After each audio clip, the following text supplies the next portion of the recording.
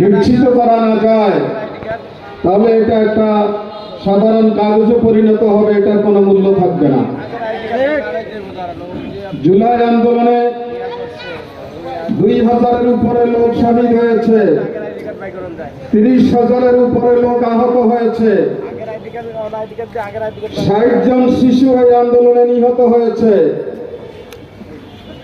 একটি সরকার তার সরকারি সকল শক্তি ব্যবহার করে নজিরবিহীনভাবে এখানে একটি গণহত্যা পরিচালনা করেছিল। যদি বিদেশি কোনো শাসক হতো আমাদের কোনো আফসোস ছিল না, কিন্তু যারা স্বাধীনতার চেতনার কথা বলে এসেছিলেন এতদিন, যারা গণতন্ত্রের কথা বলেছিলেন, যারা এই দেশেরই সন্তান ছিলেন, তারাই তাদের জনগণের উপরে নজিরবিহীন গণহত্যা তারা চালিয়েছেন, এটা আপনারা ভুলে যান নাই। এমন অস্ত্র প্রয়োগ করা হয়েছে যে অস্ত্র যুদ্ধের সময়ও প্রতিপক্ষের বিরুদ্ধে প্রয়োগ করা হয় না।